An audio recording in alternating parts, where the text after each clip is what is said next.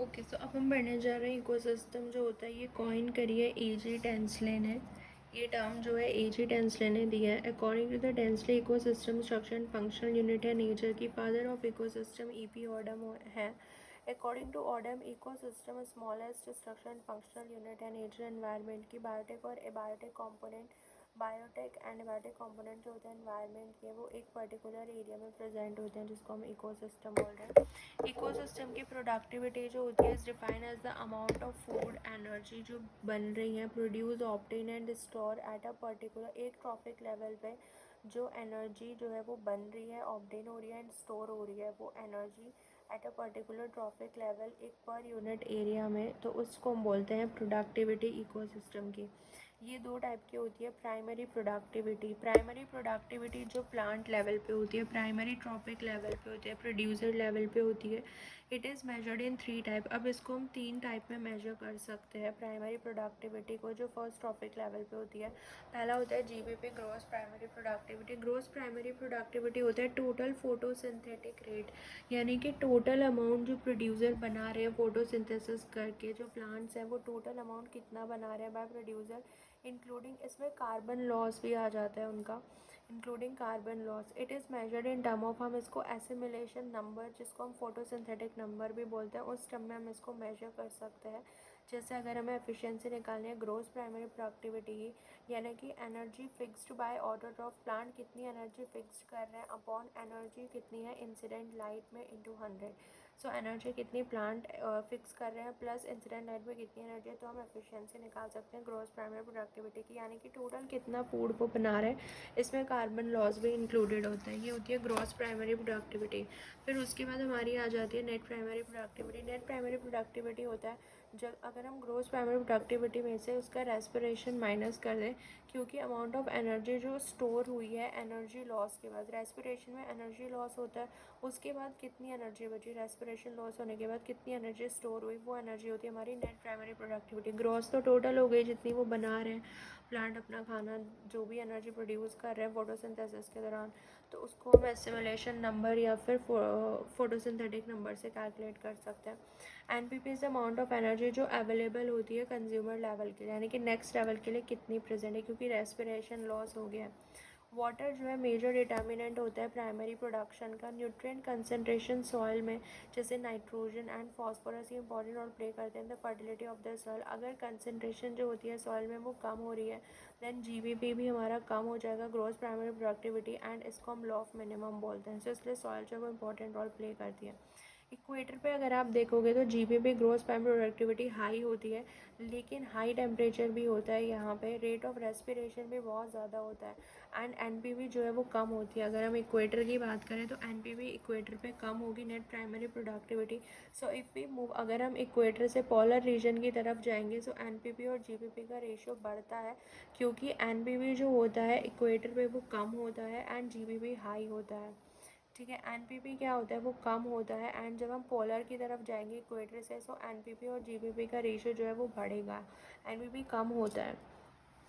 ठीक है, उसके बाद आता है नेट कम्युनिटी प्रोडक्टिविटी हो गया, जो हमारा एनसीपी होता है। एनपीपी में से जितना हर्बीवोर्स कंजप्शन करते हैं उसको माइनस कर दो।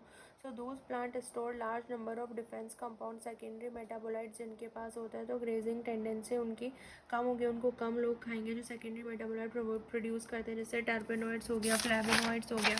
एनसीपी जो हमारे होते हैं by herbivores and very low, and NCP जो है वो बहुत हाई होता है उनका। सो उनकी टेंडेंसी हर्बीवोर से खाने की कम होती है, लेकिन एनसीपी उनका बहुत ज़्यादा हाई होता है।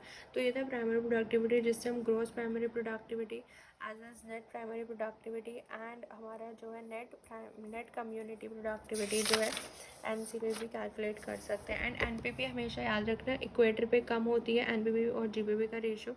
एनपीपी ज़्यादा होती है कहाँ पे, पॉल की साइड जो है एनपीपी नेट प्राइमरी प्रोडक्टिविटी ज़्यादा होगी, इक्वेटर पे कम होती है। इक्वेटर पे क्योंकि रेस्पिरेशन लॉस भी तो ज़्यादा होता है ना, इसलिए एनपीपी कम होती है। सेकेंडरी प्रोडक्टिविटी जो कंज्यूमर लेवल पे प्रोडक्टिविटी होती है, ये लैंडमैन ने दिया था कि ये सिर्फ 10% एनर्जी ट्रांसफ़र होती है एक ट्रॉपिक लेवल से दूसरे ट्रॉपिक लेवल पे, एंड इसको हम लैंडमैन्स एफिशिएंसी, एनर्जी ट्रांसफ़र एफिशिएंसी बोलते हैं। ऑडम ने क्या बताया था कि कंज्यूमर्स जो होते हैं ना आर की industry animal behaviour, because they just convert plant biomass into animal biomass. So consumers जो होता है ये एक मतलब इंडस्ट्री एनिमल बोला गया क्योंकि ये प्लांट के बायोमास को एनिमल के बायोमास में कन्वर्ट कर लेता है, क्योंकि प्लांट के बाद कंज्यूमर ही आता है। इकोलॉजिकल एफिशिएंसी जो होती है वो बहुत ज़्यादा टाइप्स की होती है। अब हम बात करें इकोलॉजिकल एफिशिएंसी, सबसे पहले हम देखते हैं कंजप्शन एफिशिएंसी। ये वेरियस टाइप्स की होती है। सो सेकेंडरी प्रोडक्टिविटी वही कंज्यूमर लेवल पे जो प्रोडक्टिविटी होती है। अब जो कंजप्शन एफिशिएंसी होती है यानी कि amount of food energy obtain by consumer, यानी कि प्रीवियस ट्रॉफिक लेवल से उसको कितना अमाउंट जो है कंज्यूमर ने ऑब्टेन किया है, कितना एनर्जी उसने ऑब्टेन किया है, ये है सीधा कंजप्शन एनर्जी कि कितना पहले वाला जो ट्रॉफिक लेवल से उससे उसने कितना अमाउंट लिया एनर्जी का। सो जो सी होता है हर्बीवोर्स वो कार्निवोर्स से जो है कम होता है। कंजप्शन एफिशिएंसी हर्बीवोर्स की जो है वो कम होती है एज़ कम्पेयर टू कार्निवोर्स, क्योंकि वो इतना डाइजेस्ट नहीं हो पाता है हर्बीवोर्स का, कंज्यूम वो कम ही करता है। खा लेते हैं बट कंज्यूम जो है वो कम ही करते हैं, इसलिए हर्बीवोर्स की कंजप्शन एफिशिएंसी कम होती है दैन द कार्निवोर्स।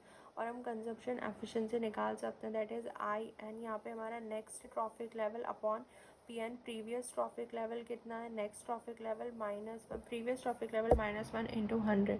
कार्निवोर की कंजप्शन एफिशिएंसी हाई होती है एज इट, क्योंकि वो पूरा मैक्सिमम अमाउंट खा ही जाते हैं, डाइजेस्ट हो जाता है, लेकिन हर्बीवोर्स में नहीं होता है। तो कंजप्शन एफिशिएंसी हो गया। सो कंजप्शन एफिशिएंसी अगर हम देखें हर्बीवोर्स में भी अगर हम बात करें, हमने देखा हर्बीवोर्स की कम होती है, एक्वेटिक हर्बीवोर्स की इनमें ज़्यादा होती है, देन ग्रासलैंड एंड देन सबसे कम होती है फॉरेस्ट में जो रहता है। So aquatic herbivores, grassland and then forest. फिर हम बात करें एसिमिलेशन एफिशिएंसी।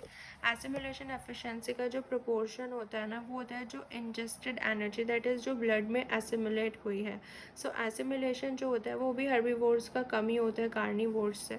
सो एसिमिलेशन एफिशिएंसी हम निकाल सकते हैं assimilation number upon ingestion number into 100। सो ये हम निकाल सकते हैं एसिमिलेशन एफिशिएंसी, क्योंकि प्लांट में जो फाइबर होता है वो अनडाइजेस्टेबल होता है हर्बीवोर्स में, कार्निवोर्स में हाई होती है एसिमिलेशन। और हर्बीवोर्स में अगर हम देखें इसमें भी एक्वेटिक की ज़्यादा होती है, देन ग्रासलैंड आ जाते हैं एंड देन फॉरेस्ट आ जाते हैं। हर्बीवोर्स में अगर हम बात करें तो एक्वेटिक की ज़्यादा होती है। प्रोडक्शन एफिशिएंसी की अगर हम बात करें, it is defined as the percentage of जो एसिमुलेटेड एनर्जी है बाय ऑर्गेनिज्म जो उनके नए बायोमास के इनकॉर्पोरेशन में यूज़ हुई है, प्रोडक्शन में जो यूज़ हुई है। सो प्रोडक्शन में भी प्रोडक्शन नंबर अपॉन हमारा ए एन आ जाएगा, assimilation number into 100।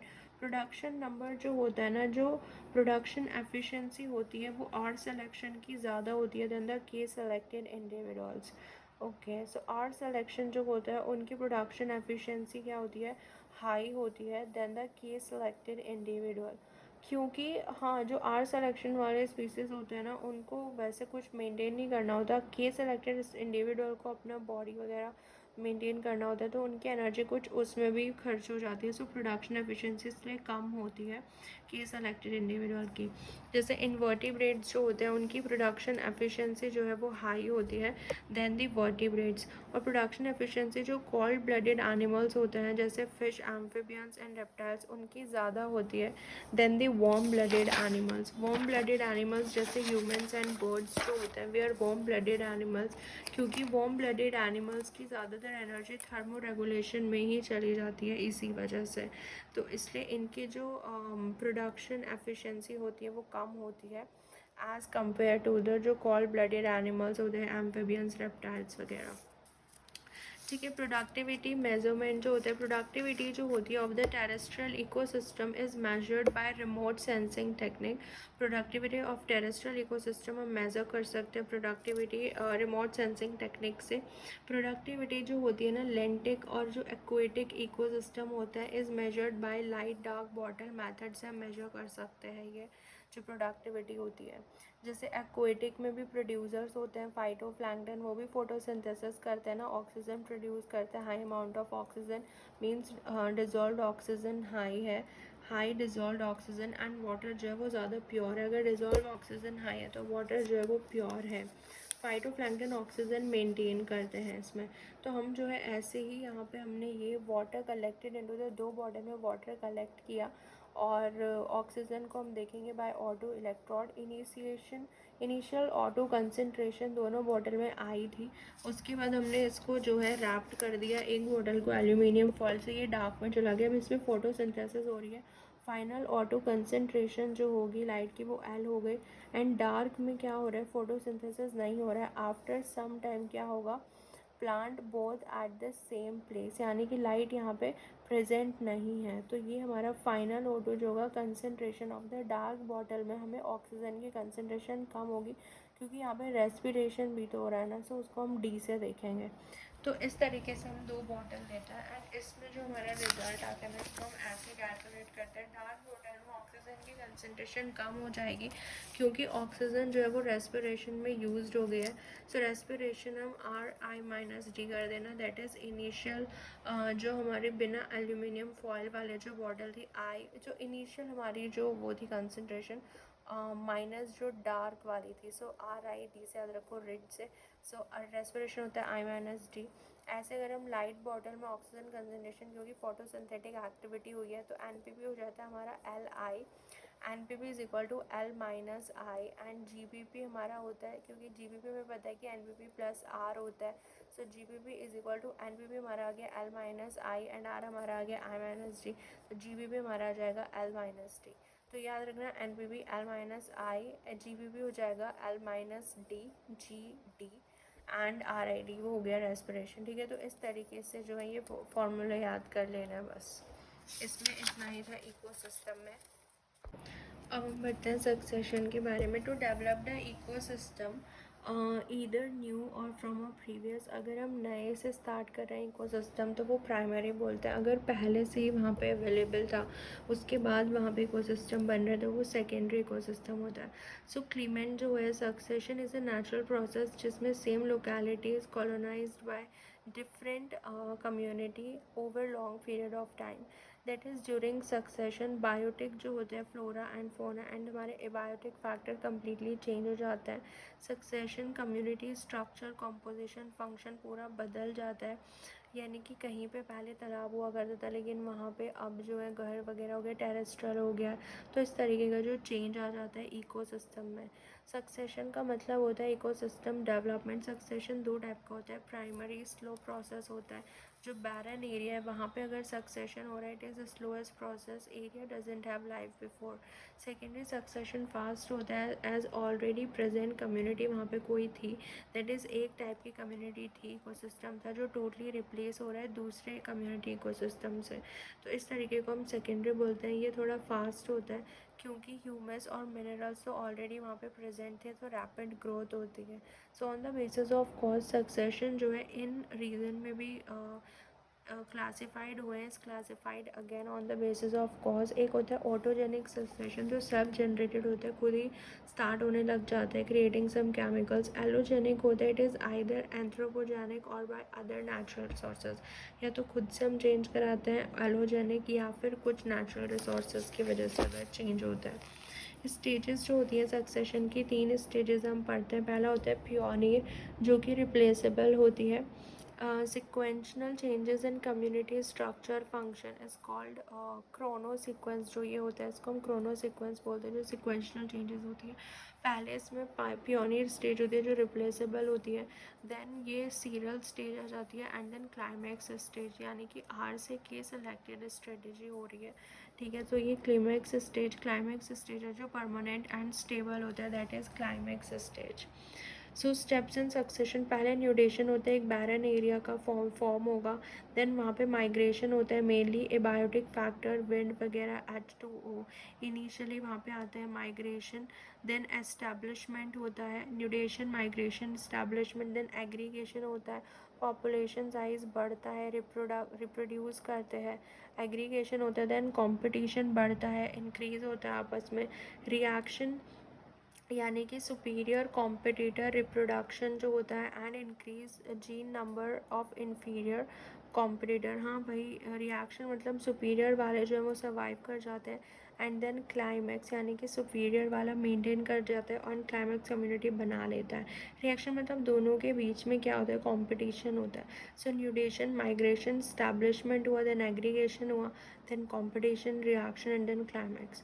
Model of succession ये होता है फैसिलिटेशन मॉडल, जहाँ पे जो होता है प्रीवियस कम्युनिटी फेवर कर रही है proper growth and development upcoming community को, तो ये होता है हमारे पास। फिर ये क्लाइमेक्स कम्युनिटी बन जाता है, ये होता है फैसिलिटेशन की एक जो है वो दूसरे को फैसिलिटेट कर रही है। फिर हमारे पास होता है इनहिबिशन मॉडल। इनहिबिशन मॉडल में क्या होता है ना, दोज स्पीसीज जिनके पास मैक्सिमम इनहिबिटरी टेंडेंसी होती है वो इनहिबिट कर देते हैं growth and survival of other species, वो बनाते हैं क्लाइमेक्स कम्युनिटी जो दूसरे को इनहिबिट कर देते हैं। टॉलरेंस मॉडल होता है जैसे एनवायरमेंटल स्ट्रेस आ गया, बायोटिक एबायोटिक स्ट्रेस जो होता है, दोज स्पीसीज जिनमें हाई टॉलरेंस पावर होती है वो क्लाइमेक्स कम्युनिटी बनाएंगी। सो जिनमें टॉलरेंस पावर बहुत ज़्यादा होती है वो क्लाइमेक्स कम्युनिटी बनाएंगी। इस तरीके का ग्राफ होगा। एंड जो एक दूसरे को मैक्सिमली इनहिबिट कर देती है वो क्लाइमेक्स कम्युनिटी बनाएंगी। फिर एक रैंडम कॉलोनाइजेशन मॉडल भी होता है, suggest that succession involve only chances of survival of species and allow random colonization. इस रैंडम की वजह से ये बोलता है कि जो मॉडल ये सजेस्ट करे कि सक्सेशन में सिर्फ चांसेस ऑफ सर्वाइवल होते हैं स्पीसीज के एंड रैंडम कॉलोनाइजेशन होता है, रैंडमली कोई भी क्लाइमेक्स कम्युनिटी बना सकती है। ये होता है रैंडम कॉलोनाइजेशन मॉडल। सो ये सारे सक्सेशन के मॉडल थे। स्पीसीज रिचनेस पैटर्न अगर हम देखें, स्पीसीज रिचनेस मतलब स्पीसीज कौन कौन से टाइप की है। एंड स्पीसीज इवननेस का मतलब होता है जो रिलेटिव एबंडेंस होता है स्पीसीज का। देखो एबंडेंस जहाँ पे यार मतलब हम नंबर की बात कर रहे हैं, स्पीसीज इवननेस मतलब कि उसका नंबर कितना है, relative abundance. And species richness मतलब उसका टाइप कितना है। टाइप्स ऑफ स्पीसीज अगर ज़्यादा है तो स्पीसीज रिचनेस ज़्यादा होंगी। एंड इवननेस जो होती है स्पीसीज की वो हम एबंडेंस देखते हैं स्पीसीज का, यानी कि नंबर कितना, relative abundance of species. So species area hypothesis ऐसा आता है, स्पीसीज रिचनेस और एरिया के बीच का ग्राफ ऐसा आएगा, यानी कि लार्जर अगर एरिया होगा ज़्यादा स्पीसीज रिचनेस होगी, increase the chance of speciation and also increase the chance of coexistence. Diversity disturbance hypothesis, disturbance जो है अगर जहाँ पे डाइवर्सिटी हाई होगी, जहाँ पे डिस्टर्बेंस मीडियम होगा, एवरेज डिस्टर्बेंस होना चाहिए तो हाई डाइवर्सिटी होगी। ऐसे अगर हम एनिमीज़ देखें और स्पीसीज देखें वो भी नॉर्मल तभी तो इवॉल्व हो पाएंगे ना अगर एनिमीज़ होंगे तो। सो वो ज़रूरी भी है, ठीक है, लेकिन मीडियम होना चाहिए। स्पीसीज टाइम हाइपोथेसिस अगर हम देखेंगे tropics then temperate, top to bottom अगर हम जाएंगे, हाँ डाइवर्सिटी बढ़ती है अगर हम इक्वेटर की तरफ, तो ट्रॉपिक्स जो होते हैं ना वो ज़्यादा डाइवर्स होते हैं दैन दे टेम्परेट। टेम्परेट से ज़्यादा जो ट्रॉपिक होते हैं वो ज़्यादा डाइवर्स होते हैं because tropic old and temperate region वो इवोल्यूशनरी न्यू है। सो टेम्परेट्स जो होते हैं they are more diverse than the polar region, than polar से ये ज़्यादा डाइवर्स होते हैं। सो स्पीसीज अगर हम यहाँ से आ रहे हैं तो इनका जो डाइवर्सिटी है वो बढ़ते हैं, ट्रॉपिक्स पे ज़्यादा डाइवर्सिटी होती है ना। हाँ, और पॉल्स पे जो है डाइवर्सिटी कम देखने को मिलती है। सेल्फ थीनियोस को योडास प्रिंसिपल भी बोलते हैं। एज डेंसिटी जो है वो बढ़ेगी तो बायोमास जो है वो कम हो जाएगा, बायोमास डेंसिटी के इन्वर्सली प्रोपोर्शनल होते हैं। हाँ, अगर ज़्यादा डेंस होगा, डेंसिटी अगर बढ़ेगी तो फिर ऑब्वियसली जो बायोमास है वो कम ही हो जाएगा, पॉपुलेशन डेंसिटी और बायोमास का graph. Species richness and evenness अगर हम देखें, जैसे ये यहाँ पे स्पीसीज है, one is more as it will kill other species, dominance इसमें ज़्यादा होती है, ठीक है। स्पीसीज रिचनेस एंड इवननेस हम अभी देखेंगे, इनको अच्छे से क्वेश्चन सॉल्व करेंगे तब देखेंगे। अभी हम पहले ये स्टडी करते हैं कि जैसे अगर हम बात कर रहे हैं किसी भी, देखो जो अल्फा डाइवर्सिटी होती है ना, नंबर ऑफ प्रेजेंट एक सिंगल इकोसिस्टम में कितने स्पीसीज प्रेजेंट है वो होती है अल्फा डाइवर्सिटी। बीटा डाइवर्सिटी होती है कि number of species present in ecotone, जो ट्रांजिशन जोन होता है दो इकोसिस्टम के बीच का, उसमें जो स्पीसीज होते हैं वो होती है beta diversity. And gamma diversity होती है नंबर ऑफ स्पीसीज एक कंप्लीट लैंडस्केप में कितनी होती है, that is gamma diversity.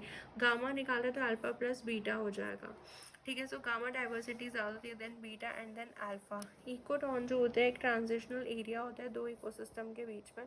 So the number of species is always high at the ecotone side then the both ecosystem called edge effect. Number of species ecotone में हमेशा ज़्यादा होती है इकोटोन साइड पे दोनों इकोसिस्टम से अगर कंपेयर करें, एंड इसी को हम क्या बोलते हैं, एज इफेक्ट बोलते हैं। इट एक्ट एज एक बफरिंग जोन की तरह काम करता है and favour more protection of other species, that's why it is a good nest site for local species and favour more species richness. ये एक बफरिंग जोन की तरह काम करता है इकोडॉन, एंड ज़्यादा प्रोटेक्शन भी होता है दूसरी स्पीसीज का, तो ये एक नेस्ट साइट हो जाती है लोकल स्पीसीज के लिए। इकोलीन की अगर हम बात करें, दैट इज़ इकोलीन जो होता है ये एक जोन होता है of gradual but continuous changes हो रहे हैं एक इकोसिस्टम से दूसरे इकोसिस्टम में। इकोटॉप्स जो होते हैं smallest ecologically different landscape features अगर लैंडस्केप में है, स्मॉलेस्ट इकोलॉजिकली डिफरेंट होता है। इकोफियर को हम इकेट भी बोलते हैं। ये फिनोटिपिकली तो डिफरेंट होते हैं बट जीनोटिपिकली सेम होती है इकोफिन। मॉर्फोलॉजिकली चेंज फॉर्म्स होती है, change in phenotype due to different environmental condition की वजह से, और ये नए एनवायरनमेंट में ढल जाती हैं, लेकिन ये जीनोटिपिकली सेम होती है। इकोटाइप जो होता है ये डेवलप कर लेता है if species present in very long period of time. ठीक है, सो अगर स्पीसीज जो है बहुत लंबे समय से नए एनवायरनमेंट में है, स्पीसीज जो है वो morphologically and ecologically genetically fix हो जाती है एनवायरनमेंट के लिए, एंड वो पेरेंट स्पीसीज से अलग हो जाती है, तो इसलिए हम उसको बोलते हैं eco species present in very long period of time. तो वो पूरे तरीके से चेंज हो जाती है एनवायरनमेंट के हिसाब से, तो उसको हम बोल देते हैं इकोटाइप। ठीक है, इकोफिन मतलब जो जेनेटिकली क्या है, कनेक्टेड है। अगर हम बात कर रहे हैं यहाँ पे ग्लोगर्स रूल की, सो ग्लोगर्स रूल जो वार्म ब्लड एनिमल्स होते हैं उनमें ज़्यादा पिगमेंटेशन होता है हॉट एंड ह्यूमिड एरिया में as compare to colder area. So polar से अगर हम इक्वेटर पे जाते हैं तो मेलानिन की जो कंसनट्रेशन होती है ना वो बॉडी में इंक्रीज़ हो जाती है, तो उन्होंने बोला वहाँ पे पिगमेंटेशन ज़्यादा होता है वार्म ब्लडेड एनिमल में। सो ये ग्लोगर का था पिगमेंटेशन से रिलेटेड। एलन रूल यही था कि एनिमल्स जो होती है having tendency to heat conservation, animals जो होते हैं कॉल्डर एरिया के उनके एक्सट्रीमिटी शॉर्ट होते हैं, जैसे टेल, बीक, विंग्स, ईयर, पिना, नॉस्ट्रिल। वार्मर एरिया से उनके जो एक्सट्रीमिटीज़ होते हैं वो छोटे होते हैं। बोल्ट्जमैन रूल ने बोला था जितना बॉडी साइज़ बड़ा होगा एनिमल का, कॉल्डर एरिया में लार्ज बॉडी साइज़ मिलता है। जो हॉट क्लाइमेट में होते हैं वहाँ पे छोटा मिलता है। कॉल्डर एरिया में बॉडी साइज़ जो है वो ज़्यादा होगा found in कॉल्डर area. Large body size होंगे लेकिन हैंड फीट छोटे होंगे। जॉर्डन रूल ने बोला था कि fish size and number of vertebrate बढ़ेंगे कॉल्डर एरिया में as compare to warmer area. Fish का साइज़ एंड उनके अंदर बॉन्स भी ज़्यादा होंगे, जॉर्डन ने बोला था। फिर इस तरीके से जो है ये डिफरेंट रूल्स हैं। ओके, सो अब हम पढ़ते हैं रेंच रूल। रेंच रूल ने बोला कि जो कॉल्डर एरिया की बर्ड्स होती है उनके नैरो होते हैं एंड राउंडेड विंग्स होते हैं। नैरो एंड राउंडेड विंग्स होते हैं। रेंच रूल ने बर्ड्स को लेके बोला जो डॉलोस लॉ था जिसको बोलते हैं लॉ ऑफ इरिवर्सिबिलिटी, इसमें इन्होंने बोला कि organism never return exactly to the former state even it find itself a place in condition of coexistence identical to those in which it is previously present. उन्होंने बोला कि अगर उनको वैसी कंडीशन भी दे दी जाए जिस कंडीशन में वो पहले जैसे थे, वो तब भी अपनी फॉर्मर स्टेट में नहीं रिटर्न करेंगे। लॉ ऑफ इरिवर्सिबिलिटी ये डॉलोस का लॉ था। फिर कॉप्स रूल आया। कॉप्स रूल ने बोला during course of evolution body size जो है वो कंटिन्यूसली बढ़ता रहता है, ये कॉप्स ने दिया था। सो कॉप्स रूल क्या था कि बॉडी साइज बढ़ता रहता है कंटिन्यूसली। ओकम्स रूल्स था during designing of any protocol always select simplest theory select करनी होती है। ओकम्स ने बोला सिंपलेस्ट थ्योरी। कॉप्स रूल का था कि बॉडी साइज हमेशा बढ़ता रहता है। एक जो वैन वैलेंस रूल्स था, वैन वैलेंस रूल, इन्होंने बोला कि there is constant probability of extension in family of related organism, that is mortality of one individual increase the risk of mortality of other individual in the same species and in the same family. Same family में अगर एक individual का mortality rate ज़्यादा है तो उससे दूसरे individual का उसी स्पीसीज में मोर्टालिटी रेट बढ़ जाता है। तो ये था वैन वैलेंस रूल। ठीक है, तो ये हमने सारे रूल्स पढ़ लिए। कल हमने ये जॉर्डन रूल भी देखा था जिसमें फ़िश का साइज़ जो होता है एंड जो नंबर ऑफ वर्टिब्रा होता है कॉल्डर एरिया में वो बढ़ जाते हैं as compare to the warmer area. And Bergmann rule था कि जो लार्ज बॉडी साइज एनिमल्स होते हैं वो कॉल्डर एरिया में मिलते हैं, जो कॉल्डर एरिया वाले एनिमल्स होते हैं उनका बॉडी साइज जो है वो लार्ज होता है। एलेंस रूल्स भी एंड ग्लोगर्स रूल, तो ये कुछ रूल्स थे इकोलॉजी में। ठीक है, जो मेन रूल्स थे इकोलॉजी में। इसके बाद हम थोड़ा सा देखते हैं कि क्लाइमेट के बारे में एंड एनवायरनमेंट से रिलेटेड अब हम थोड़ा सा देखते हैं। सो अब हम आ जाते हैं क्लाइमेट एंड एनवायरनमेंट से रिलेटेड। फिजिकल एनवायरनमेंट थोड़ा सा देख लेते हैं। दी एनवायरनमेंट, जब हम फिजिकल एनवायरनमेंट की बात करते हैं ना, फिजिकल एनवायरनमेंट में सॉइल के स्टडी को हम पेडोलॉजी बोलते हैं। ठीक है, अब सॉइल के अंदर मिनरल पार्टिकल होता है। सैंड होता है 0.05 से 2.0 mm का। देन सिल्ट होता है 0.002 से 0.05 mm, एंड देन क्ले होता है विच इज़ ये सॉइल के टेक्सचर होता है, सैंड, सिल्ट एंड क्ले से मिलके बना हुआ होता है, ठीक है। ऑर्गेनिक मैटर भी इसके अंदर होता है, जैसे लिविंग बायोमास हो गया, डेट्रिटस हो गया, ह्यूमस हो गया। ह्यूमस जो है वो इसका कोई शेप नहीं होता, इट इज़ अमॉर्फस, इसका कोई शेप नहीं होता। ह्यूमिक एंड नॉन ह्यूमिक दो तरीके के पार्टिकल्स हो सकते हैं। ह्यूमिक मतलब जो स्टेबल होते हैं, नॉन ह्यूमिक में हमारे carbohydrate, protein, lignin, organic acid ये सब आ जाते हैं। अब ह्यूमिक के अंदर भी एक ह्यूमन आ जाता है जो कि इनसॉल्युबल रहता है, देन ह्यूमिक एसिड आ जाता है, एक फ्यूलोइक एसिड आ जाता है जो भी सॉल्युबल होता है, ठीक है, एंड एक ह्यूमिक एसिड आ जाता है। 80 to 90% जो है ये ह्यूमिक सब्सटेंस होता है, ह्यूमन होता है, ह्यूमन, ह्यूमिक एसिड, इस तरीके के ये सब्सटेंसेस, ऑर्गेनिक मैटर इसमें प्रेजेंट होता है। ये मिनरल पार्टिकल होते हैं, सैंड, सिल्ट एंड क्ले। ऐसे ही soil, air and soil water जो होता है, वाटर होल्डिंग कैपेसिटी जो होती है ना, वो किस पे डिपेंड करती है, और सॉइल पार्टिकल पे डिपेंड करती है कि उसकी वाटर होल्डिंग कैपेसिटी कितनी है, ठीक है। सो जो क्ले सॉइल होती है ना, ह्यूमस वाली, उसकी फिल्ड कैपेसिटी लार्ज होती है, यानी कि जो वाटर होल्डिंग कैपेसिटी है वो लार्ज होती है क्ले की। तो ये थोड़ा सा इसमें याद रखना है बस। और सैचुरेशन स्टेट आ जाती है, सॉइल जो होता है जब हम उसको वाटर से फिल कर देते हैं, इन दिस ग्रेविटेशनल वाटर जो होता है वो लॉस्ट हो जाता है and go into the water table, तो वाटर लॉक्ड स्टेट आ जाती है।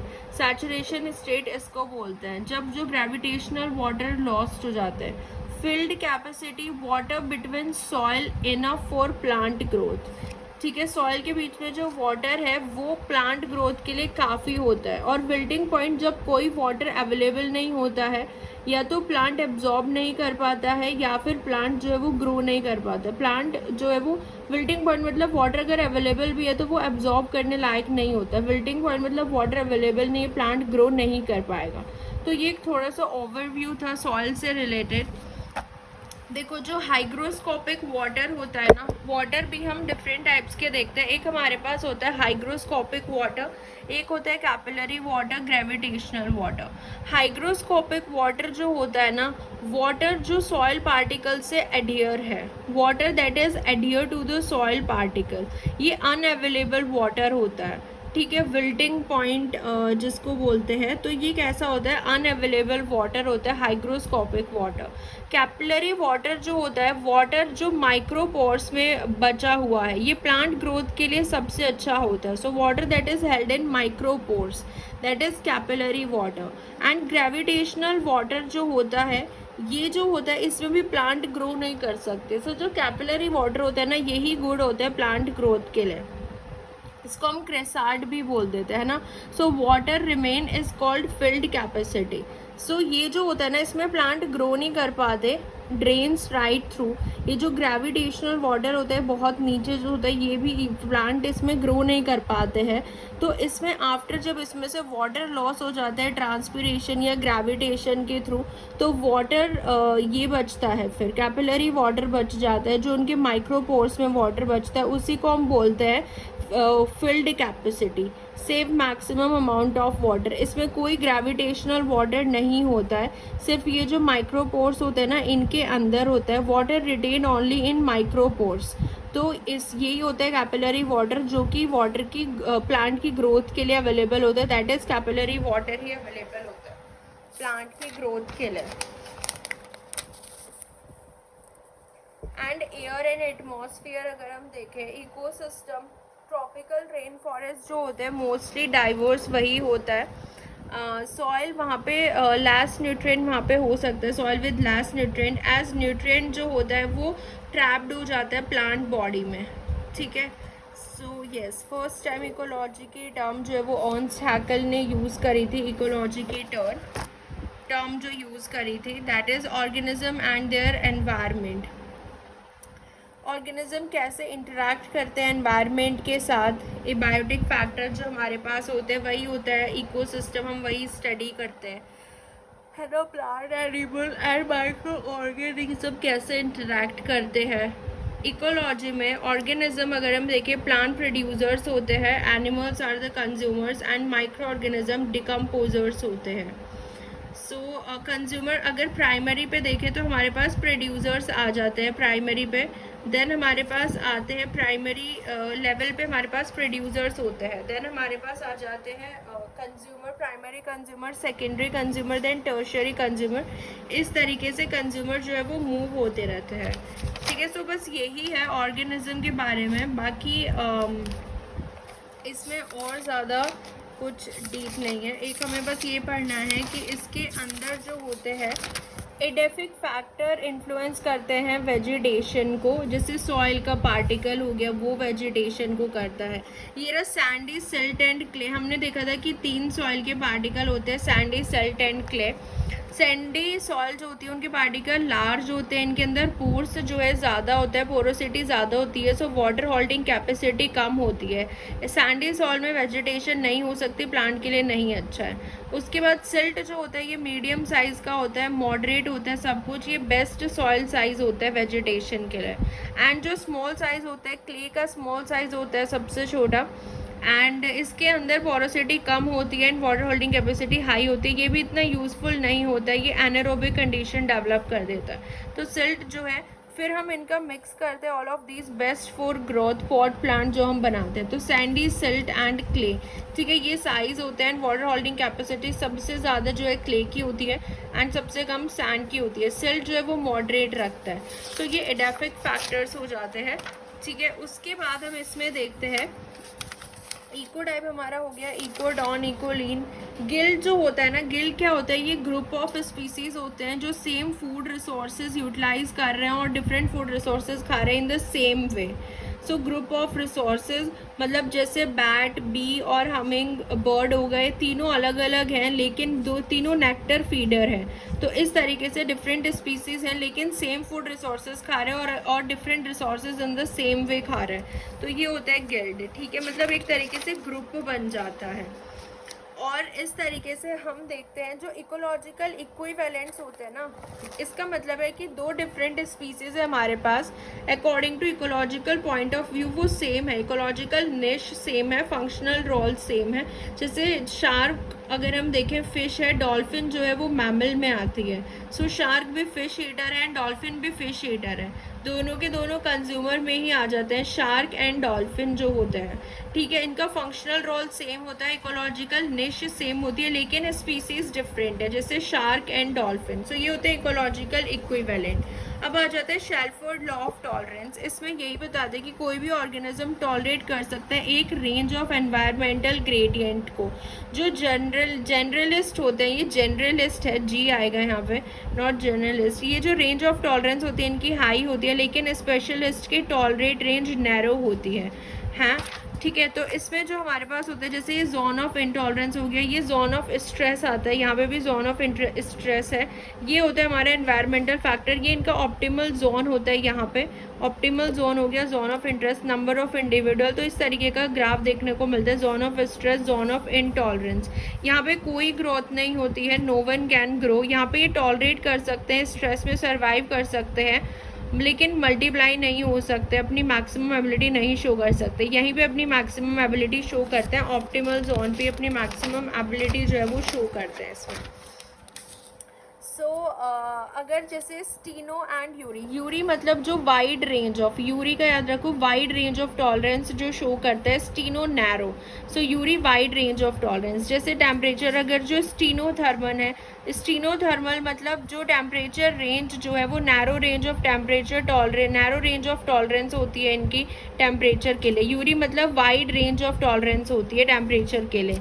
हाइड्रिक में आ जाता है वाटर के लिए जो रेंज होती है, हेलाइन में सैलिनिटी आ जाता है, फैजिक में फूड रेंज आ जाती है एंड स्टीनोशियस आ जाता है हैबिटेट रेंज। स्टीनोशियस आ जाता है कि हैबिटेट रेंज इसकी नैरो है, नैरो रेंज ऑफ टॉलरेंस है एंड यूरी मतलब वाइड रेंज ऑफ टॉलरेंस है। सो ये था हमारा इसके लिए। ठीक है, तो बस यही है इकोलॉजी में, this is the Shelford law of tolerance.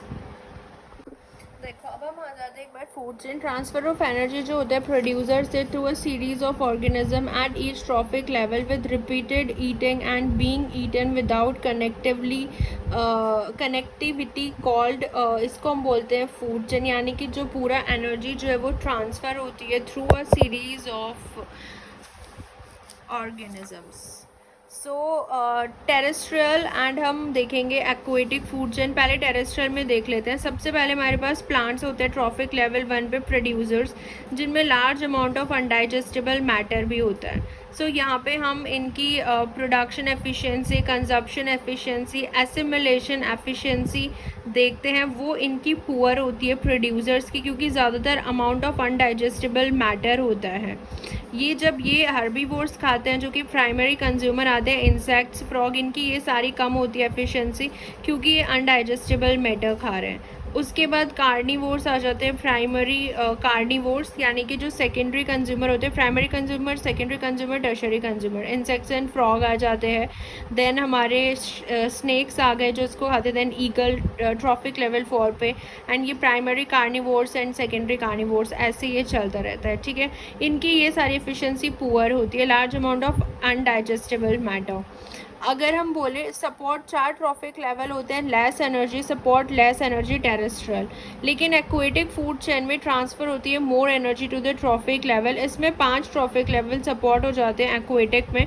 Traffic level 1 में हमारे पास फाइटोप्लैंक्टन्स होते हैं। देन हमारे पास ज़ूप्लैंक्टन्स होते हैं जो फाइटोप्लैंक्टन्स को खाते हैं। ये एल्गी होती है, phytoplanktons, then zooplankton, then small fish, large fish and then fish eating bird जो होती है T5।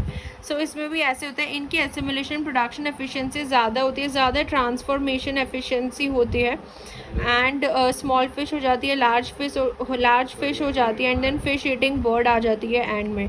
जैसे ये बढ़ता है ना, तो अगर हम देखेंगे कि जो एसिमिलेशन एफिशिएंसी जो होती है एंड कंजप्शन एफिशिएंसी इनकी ज़्यादा होती है।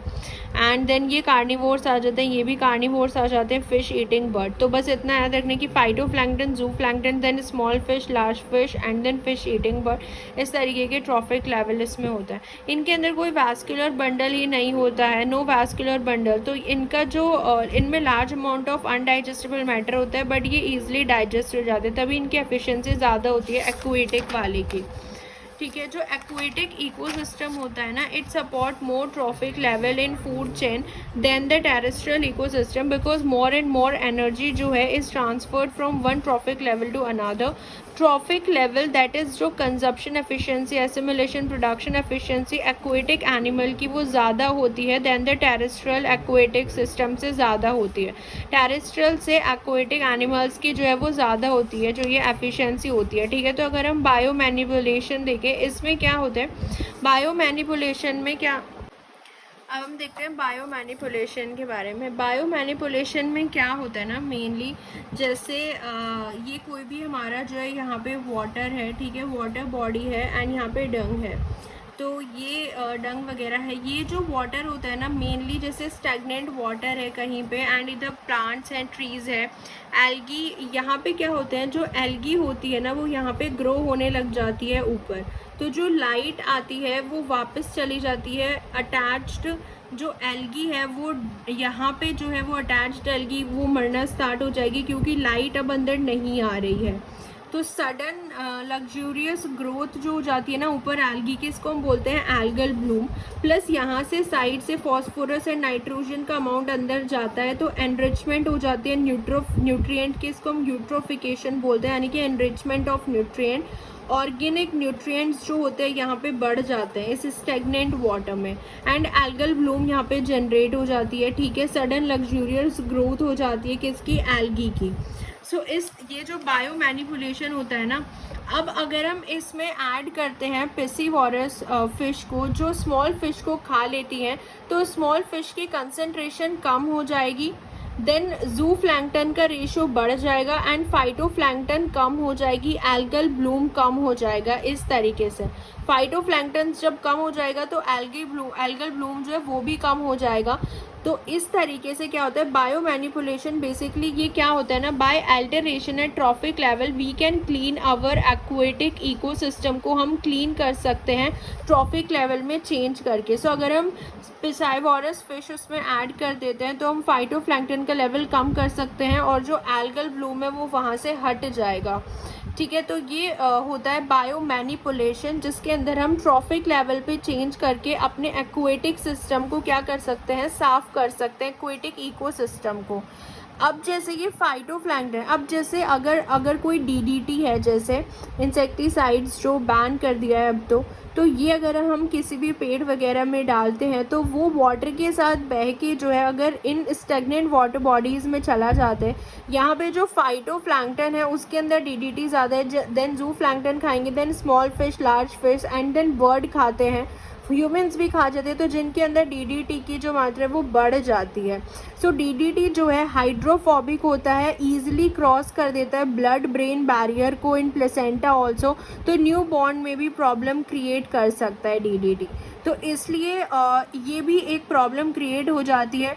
बायोमैग्निफिकेशन इसी को बोलते हैं, कंटिन्यूस इंक्रीज जो होता है टॉक्सिक केमिकल का from one trophic level to high trophic level, ये होता है बायोमैग्निफिकेशन।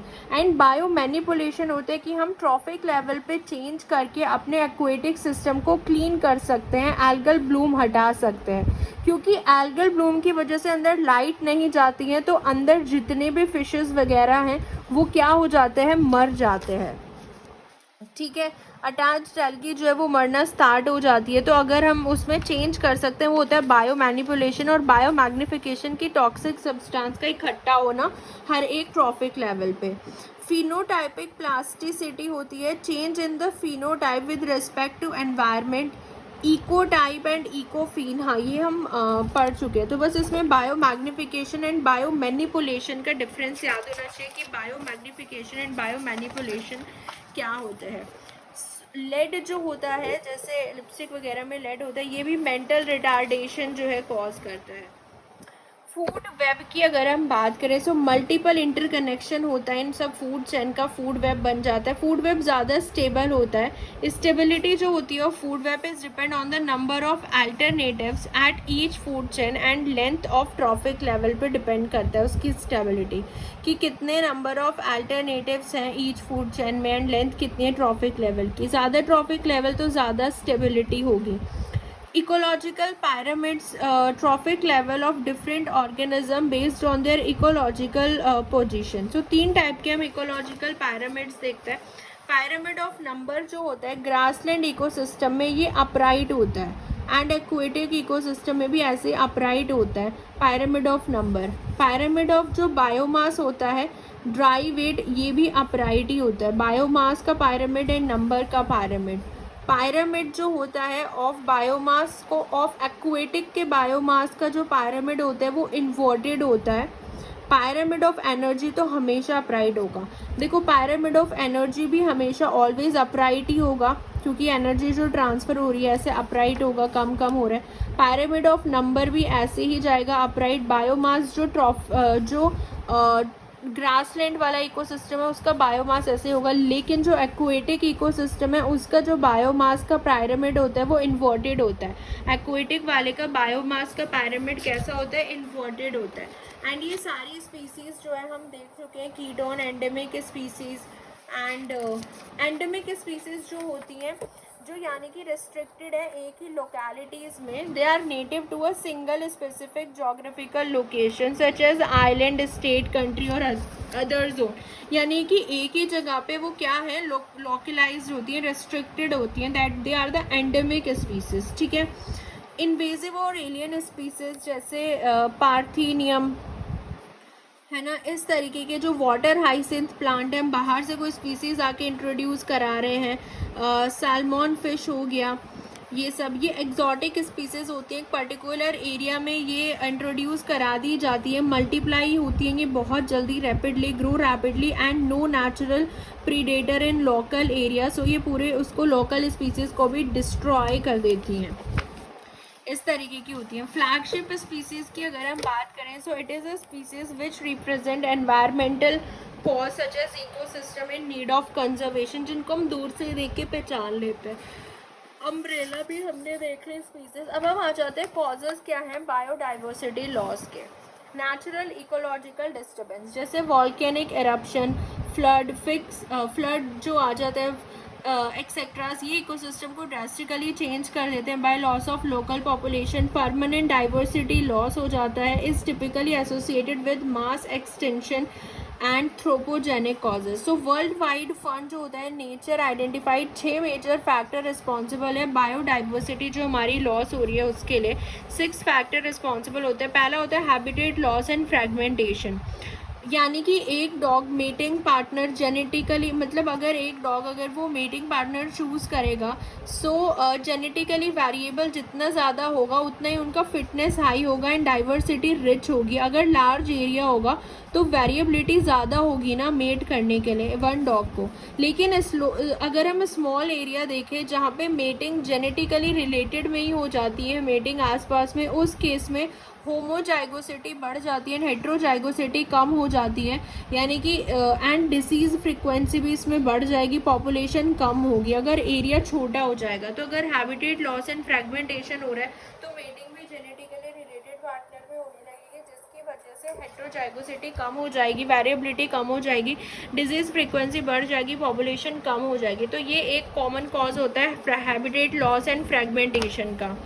दूसरा होता है हैबिटेट फ्रेगमेंटेशन जो होता है ये increase the risk of inbreeding, that's why it also increase the risk of extension. दूसरा होता है अगर एलियन स्पीसीज हम इंट्रोड्यूस करा दे, वाटर हाइसिन सैल्मन फिश, इसको हम water hyacinth terror of Bengal बोला जाता है। So they don't have any natural predator, तो नहीं होते हैं, तो ये जो है ये बहुत ज़्यादा डेंजरस होते हैं, पॉपुलेशन इनकी इतनी बढ़ जाती है एंड लोकल स्पीसीज को डिस्ट्रॉय कर देते हैं। ओवर एक्सप्लॉयटेशन जो होता है यानी कि जब ह्यूमन नीड ग्रीड में बदल जाता है, it led to the over exploitation of natural resources, यानी कि वही जैसे पैसेंजर पिजन जो है इनमें ज़्यादा फेरोमोन्स होते थे, तो मतलब टेस्टी हेल्दी लगने की वजह से इनको मार देते थे। एंड जो tectona grandis plant strong would, ये भी एंडेंजर्ड हो गया है। तो बहुत सारी चीज़ें ऐसे हमें एंडेंजर्ड हो गई बस because of the over exploitation. अगर हम देखें को एक्सटेंशन मेनली अगर in a mutualistic relationship, that means in coevolved species जैसे lichens in various gymnosperm due to mycorrhizal association. So coextension में भी हो जाता है, क्योंकि अगर एक जैसे लाइकेंस है उसमें एल्गी और फंजाई एक साथ रहते हैं एंड अगर एक खराब मतलब एक अगर हट गया तो दूसरा भी ऑटोमेटिकली डेड हो जाएगा। सो को एक्सटेंशन भी हो जाता है म्यूचुअलिस्टिक रिलेशनशिप में। अगर फिक्स्ड रूट हो, फिक्स्ड टाइम हो, जैसे डोडो माइग्रेशन सीजन, तो हाई रिस्क ऑफ एक्सटेंशन बढ़ जाता है। पॉल्यूशन है main cause, like many terrestrial and aquatic species pollution से अफेक्टेड है। So continuous loss of biodiversity. Introduction of genetically modified organism अगर इंट्रोड्यूस करें वाइल्ड हैबिटेट में, ये भी कंटिन्यूस बायोडाइवर्सिटी लॉस प्रोवाइड करती है बायोटिक। तो इस तरीके से जो है ये बहुत सारी चीज़ें हैं which actually affect the loss of biodiversity के लिए रिस्पॉन्सिबल है। Productivity diversity relationship is one way, that is high diversity promotes more productivity, but more productivity is not depend on diversity. Productivity diversity पे depend नहीं करती है, but हाँ अगर diversity high है तो ज़्यादा productivity होगी।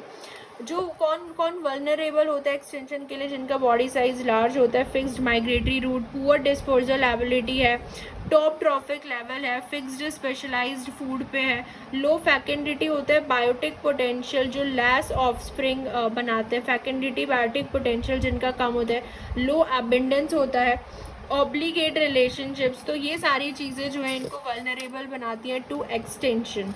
अब देखते हैं बायोडाइवर्सिटी कंजर्वेशन हम कैसे कर सकते हैं। हमारे पास इंडिया में तो 4 बायोडाइवर्सिटी हॉटस्पॉट रीजन है, जिससे हिमालय रीजन होता है, वेस्टर्न घाट है, सुंदरबन है, इंडो बर्मा रीजन है नॉर्थ ईस्ट इंडिया में। सो हिमालय रीजन आता है, वेस्टर्न घाट आता है। तो ये सारे जो है 4 हमारे पास क्या है नॉर्थ ईस्ट इंडिया में, इंडो बर्मा रीजन जो होता है, वेस्टर्न घाट, सुंदरबन, ये 4 बायोडाइवर्सिटी हॉटस्पॉट है इंडिया में बायोडाइवर्सिटी कंजर्वेशन के लिए। एंड इंडिया के पास 2.4% है वर्ल्ड्स लैंड। बायोडाइवर्सिटी इंडिया में, इंडिया जो है वो कंट्रीब्यूट करते हैं 7.8% इन इंडिया बायोडाइवर्सिटी है। एंड वर्ल्ड्स के लैंड का इंडिया में कितना है 2.4% of the world's land. Mega diversity hotspot होते हैं according to UNESCO designing of the biosphere having 3 main zone बनाए बायोस्फीयर में। एक होता है ट्रांजिशन जोन, एक बफर जोन एंड एक होता है कोर जोन। बायोस्फीयर में 3 मेन जोन बनाए, transition zone, buffer zone and core zone. Transition zone जहाँ पे टूल रिसर्च एंड मैनिपुलेशन हम चेंजेस कर सकते हैं। बफर जोन में हम जा सकते हैं बट कोई रिसर्च नहीं होता, लिमिटेड होती है, human activities permitted. And core zone में तो एंट्री अलाउड नहीं होती, स्ट्रिक्टली प्रोटेक्टेड एरिया होता है कंजर्वेशन के लिए, ह्यूमन एक्टिविटीज़ अलाउड ही नहीं है। So in transitional zone research, education and monitoring allowed होती है। एक्सटिंक्ट जो टोटली मतलब प्रेजेंट नहीं है, एब्सेंट है। एंड एक्सट्रीम इन वाइल्ड अगर हो गया है, एक्सटिंक्ट इन वाइल्ड मतलब वो there in wild but only in human managed area में प्रेजेंट है। अगर एक्सटिंक्ट इन वाइल्ड हो गया यानी कि प्रेजेंट है बट ह्यूमन मैनेज्ड एरिया में वाइल्डली नहीं है प्रेजेंट, ये टोटली एक्सटिंक्ट हो चुके हैं, प्रेजेंट ही नहीं है। ठीक है, एंडेंजर्ड स्पीसीज भी होती हैं इस तरीके से। जैसे एंडेंजर्ड जो एक्सटिंक्ट होने के कगार पे है, prone to extension. And critically endangered मतलब जो कि एक्सटिंक्ट हो जाएंगे 50 ईयर्स में। सो इस तरीके के डिफरेंट कैटेगरीज देखें हम जब रेड यूएन लिस्ट पढ़ेंगे वहाँ पे देखेंगे बायोडाइवर्सिटी में।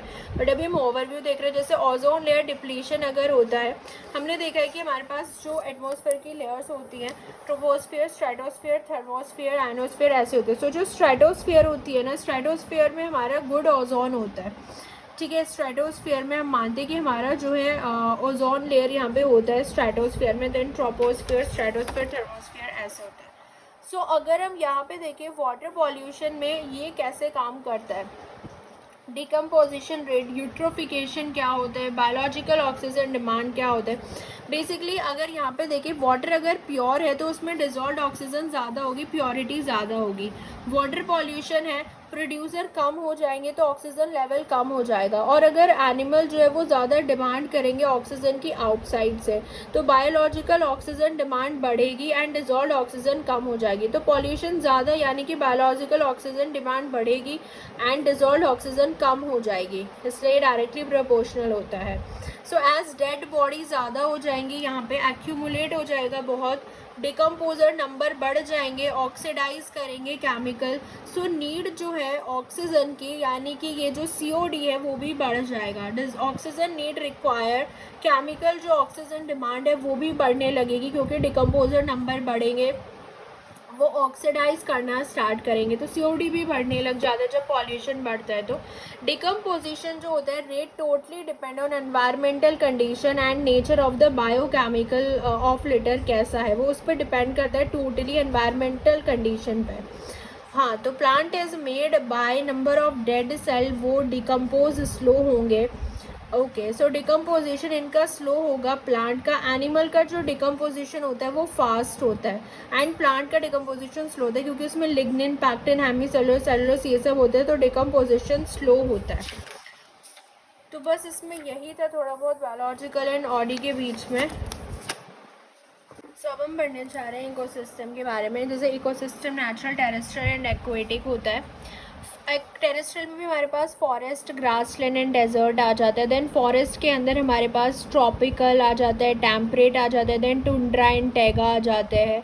देन ग्रासलैंड के अंदर ट्रॉपिकल एंड टेम्परेट आ जाते हैं। ऐसे एक्वेटिक में fresh water, marine and waste water होता है। दैट इज़ फ्रेश वाटर जो होता है लेंटिक एंड लोटिक। जैसे लेक एंड पॉन्ड आ गए तो वो लेंटिक इकोसिस्टम में आ जाता है। लोटिक मतलब जो बहते हैं एकदम, रिवर आ गई है ना, तो ये लोटिक में आ जाते हैं। एंड मेराइन में हमारा जो इकोसिस्टम होता है एस्टरीज एंड ओशियंस आ गए। वेस्ट वाटर जो होता है वाटर इकोसिस्टम एल्गल ब्लूम जैसे देखने को मिलता है, तो ये सब इस तरीके में आ जाता है। ये सब नेचुरल में आ रहा है। अगर हम आर्टिफिशियल में बात करें, इन सीतु में हम होते हैं and x situ. In situ मतलब जो बोटानिकल गार्डन है, जूलॉजिकल पार्क है या बर्ड सेंचुरीज हैं, ये होते हैं इन सीतु इकोसिस्टम या कंजर्वेशन हम जो उसको कर रहे हैं इन सीतु। एंड एक्स सीतु मतलब उसको बाहर उसके साइड से हम ले जाके उसको कंजर्व करते हैं। दैट इज़ जू, एक्वेरियम में कंजर्व कर लिया जू, and seed bank, hybrid storage, तो वो होता है x situ. And in situ उसी प्लेस पे कंजर्व कर देना। Botanical garden, zoological park, bird sanctuaries, ये सब आ जाते हैं इसमें। ठीक है, तो इस तरीके से अगर हम इकोसिस्टम देखें तो abiotic and biotic, abiotic factor यही आ जाते हैं नॉन लिविंग, जैसे physical, chemical, light, temperature and air वगैरह, प्रेसिपिटेशन, केमिकल में pH, सैलिनिटी। ऑटोट्रॉप्स होते हैं कुछ, इनऑर्गेनिक ऑटोट्रॉप्स होते हैं एंड ऑटोट्रॉप्स भी होते हैं जो खुद अपना फूड बना लेते हैं। एंड इनऑर्गेनिक में जो ऑर्गेनिक मैटर होता है photo autotrophs, chemo autotroph. Photo autotroph plant जैसे फाइटोप्लैंक्टन्स हो गए। कीमो ऑटोट्रॉप जो केमिकल एनर्जी यूज़ करते हैं, that is chemo autotroph. Heterotrophs जो होते हैं जो प्रोड्यूसर्स पे फीड करते हैं दूसरे कंज्यूमर पे, दे आर हेट्रोट्रॉप्स, जैसे फंजाई, एनिमल, बैक्टीरिया। कंज्यूमर्स में आ जाते हैं herbivores, carnivores, omnivores. And detritivores जो ईट करते हैं detritus, dead bodies and waste product को। अर्थवर्म जो होते हैं वो डेट्रिटोवोर्स में आ जाते हैं। एंड ड्रग बीटल्स आ जाते हैं। डिकम्पोजर्स जो होते हैं ये अलग होते हैं, जैसे बैक्टीरिया एंड फंजाई, ये डिकम्पोजर्स होते हैं। सीड ऑर्गेनिक मैटर, ये सिक्रेट करते हैं एंजाइम्स को ताकि ऑर्गेनिक मैटर को डाइजेस्ट कर सके एंड देन एब्जॉर्ब द जो उसमें रिजल्टिंग जो मॉलिक्यूल्स होते हैं उनको एब्जॉर्ब कर लेते हैं ये, ठीक है। तो ये एंजाइम सिक्रेट करते हैं ऑर्गेनिक मैटर को डाइजेस्ट करने के लिए, वो होते हैं डिकम्पोजर्स, ठीक है। ये ऑर्गेनिक मैटर को क्या करते हैं, पहले डिकम्पोज करते हैं। डेट्रिटोवोर्स जो है वो डेड बॉडीज़ को खा जाते हैं, जैसे अर्थवर्म डेट्रिटोवोर्स में आ जाते हैं। तो इस तरीके के ये होते हैं इसमें, ठीक है। इसमें बस इतना ही याद रखना है।